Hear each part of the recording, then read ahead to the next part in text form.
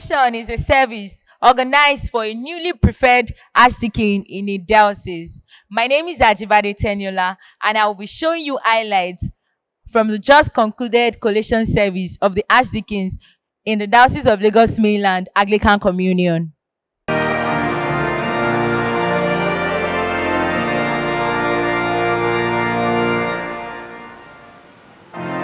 Christians have been charged to serve with all their heart in whatever position they find themselves. This was made known at the service for collation of Archdeacons held on Sunday, 26th September 2021 at the Cathedral of St. Jude's, Ebutemeta, Lagos at 4 p.m. Highlights of this very colorful service include hymnal rendition, collation proper, which was presided over by the diocesan Right Reverend Akinpelu Johnson, as well as the rededication and commitment to Christian service. Those collated as venerable Archdeacons at the service were the Reverend Canon Oluroti Bada Francis and the Reverend Canon Chidi Eberi Eliza Ukachukwu. In his wonderful Bible expository with the topic Saved to Serve, Psalm 32, 1 and 2, the Bishop of Owo Anglican Diocese, the Right Reverend Dr. Stephen Ayodeji Fagbemi, said that irrespective of the sins committed by mankind, it is by only the mercy of God that we are not consumed. He charged Christians to always serve God wholeheartedly, irrespective of the challenges they find themselves. He equally charged the newly collated Archdeacons to see their new office as a higher calling to the will of God and obey firmly to constituted authorities, most especially the bishop. He reminded them that the measure of a successful church is not by the numbers of people they gather, but by making an impact on people whom God has placed under their care in all spheres of life. The collation service ended with thanksgiving and rendition of the diocesan anthem. In an interview with the newly collated Archdeacons, the venerable Oluroti Bada Francis and the venerable Chidi Eberi Ukachukwu, they appreciated the bishop for the confidence reposed in their promise not to disappoint in their duties. Good evening, sir. How do you feel about being elevated as a venerable today, sir? It is not about being elevated, it's about being celebrated. I feel good about it. It's wonderful to be acknowledged and celebrated. And God, who has made it possible, will grant us grace to be celebrated in our respective lives in Jesus' name. Sir, what would you say the role of a venerable is? Is this different from every other priesthood positions? Well, it makes you a senior clergyman. It makes you one of the decision makers if the bishop discusses with you. So, of course, it's a position coming with responsibilities. Thank you very much, and congratulations on your elevation. Thank you, sir. Good evening. How do you feel about being elevated as a venerable? I feel blessed. I feel excited. And above all, I feel a greater sense of responsibility to serve God, to serve the Diocese of Lagos Mainland, and to be loyal to my bishop. So, sir, what do you think the role of a venerable is? Do you think it's different from every other priesthood positions? Oh yes, it is a role of responsibility, a role of great trust. By making you an archdeacon in a diocese, the bishop places so much trust on you that you will be able to handle assignments and handle responsibilities very, very responsibly and very faithfully. It is a role that brings the bishop's dependence on you at some point or to some sort. All right, sir. Thank you very much, and congratulations once again. Yes, sir. Thank you. The Bishop of Owo Diocese, who preached at the service, also congratulated the newly collated Archdeacons, while the diocesan Right Reverend Akinpelu Johnson gave an historic overview of the duties and responsibilities of the Archdeacon. Good evening, sir. Good evening, dear. Sir, what would you say is the role of the church in our community concerning the things that is happening in the nation presently? Well, what we must bear in mind is the fact that the church is also part of the community. And so what affects the church, what affects the community does affect the church. It's important that the church becomes a place of hope for people, a place that thinks about the needs of its members, about the needs of the larger community, and seeks practical ways of attending to them, but also keeps them constantly in prayer. So the church should be a place where people can draw a sense of comfort from, where they can come from, where they can come to, and feel that there is a sense of hope for them. So the church must always be there to support the community, and that way we will be able to weather the storm together and overcome the challenges that come our way. Okay, sir, how do we promote peace and unity and love in the Anglican community as a whole, amongst the priests and the members? I suppose what we need to do is to understand what God has called us to. That's exactly why we have been called out. So the challenge must be that we try to understand what God has called us to, and we then aspire to live according to that. Once we're able to do that, then surely love is part of it. It's key. Unity will come along, because then we know that we are all working together for God and we're not competing with each other. And that will help us know that we all have the same mission and everybody has a role to play in it. So let us do it selflessly, focusing only on Christ who has called us. Surely love is important for us all. And lastly, sir, what is your wish and prayers for the two priests that have just been collated as venerables today? Well, my prayers for them will be that they will be faithful, they will be loyal to God, and serve faithfully with their bishop, and that the Lord will empower them to be who God has called them to be. They will be faithful ministers of God who will bring the gospel of Christ to the people, and that through them, the Church of Christ will grow. Thank you very much, sir. Good evening, sir.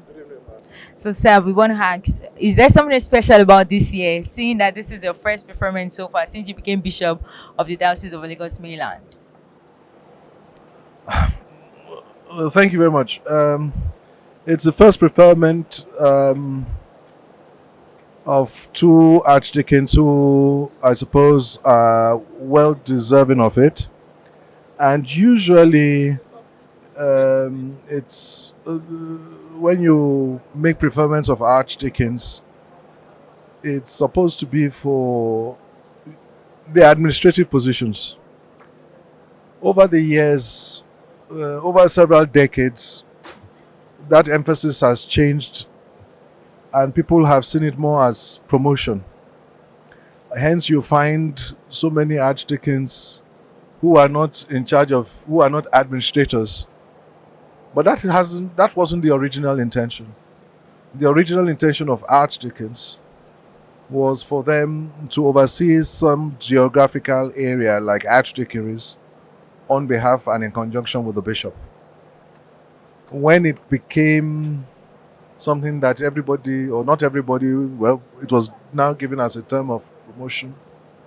So that brought its own difficulties. Hence, you find that archdeacons are now curates in churches and all that. So it has watered down the importance of archdeacons. When I came in 2016, the diocese had so many archdeacons, so many canons. And then it became necessary to kind of like streamline that, to reduce the number. So that at least when you call somebody an archdeacon, then you know that the person really is an archdeacon in charge of something. To break the embargo of my preferment of archdeacons, had to take, not that one doesn't recognize the work that the clergy are putting in, and as I say, our own reward is in heaven, so to speak. But to mark also the 5th anniversary of my consecration and enthronement, so I felt that perhaps to do that, then I could make at least 2 archdeacons. Otherwise, I'm sorry, I'm old school. I believe that even when you say someone is a canon, strictly speaking, is a canon of the cathedral in charge of something. And constitutions of dioceses stipulate how many statutory canons you have. So, for instance, in this cathedral, we have 7 canon stalls, the statutory canons. So, for instance, the canon stall, Bishop Charles Phillips, Archbishop Ademowo, I think Primate Akinola, and all that. So, you have those 7 statutory canon seats. Then the Constitution allows you to have honorary canons as well.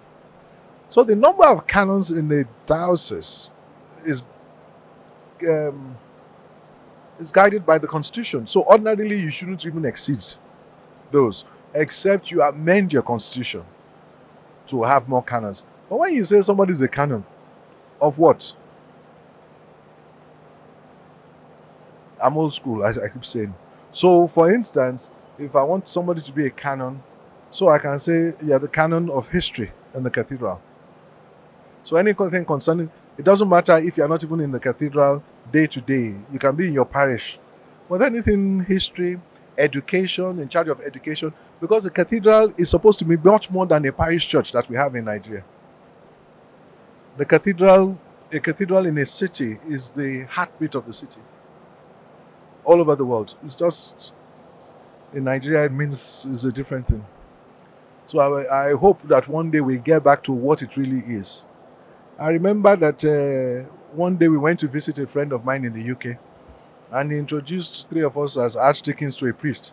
That priest almost fell down and said, these three young people as archdeacons? And that is because in England, you won't, before you see an archdeacon, it's a long time before you see an archdeacon. And so, for instance, an archdeacon in the Church of England doesn't have a church.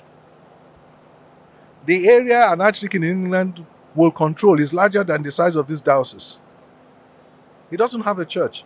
He helps the bishop to administer. So if in that diocese or in that area that he's administering, a priest is unwell or cannot take his service, it is the duty of the archdeacon to find somebody who will fill that place for Sunday or for as long as it takes, or he has to go there himself, take services, or arrange something. So this place, this diocese is nothing more than an archdeaconry in, for instance, in the Church of England. Archdeacons are very, very, very powerful. And they have been before in the Diocese of Lagos. In the old Lagos, archdeacons used to be very powerful. When you had one archdeacon in one area. So, for instance, I'll give you an example. The Archdeacon of Apapa. In the Diocese of Lagos in the old days, you had the Bishop of Lagos.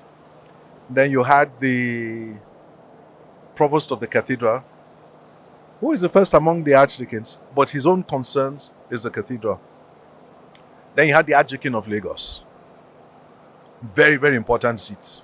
He's the most senior after the provost, by virtue of the seat of Lagos. Then you had the Archdeacon of Apapa. And in the good old days, the Archdeacon of Apapa extended to Badagry. So you have an idea now what I'm talking about. It extended to Badagry.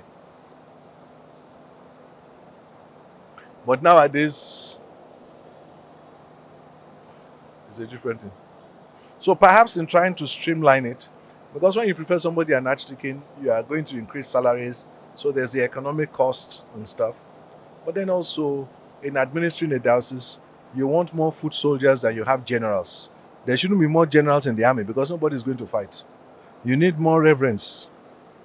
Then you need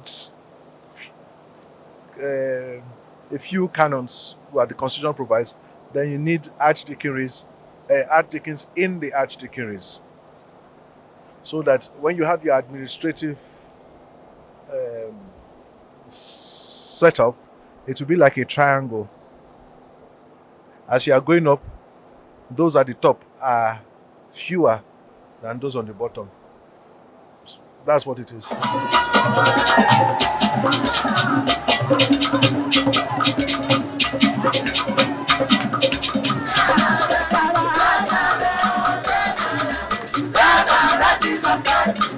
Congratulations to our newly collated venerable Archdeacons. We wish them more of God's grace and strength as they carry on their duties. My name is Ajibade Teniola. Follow us on all our social media platforms. Thank you.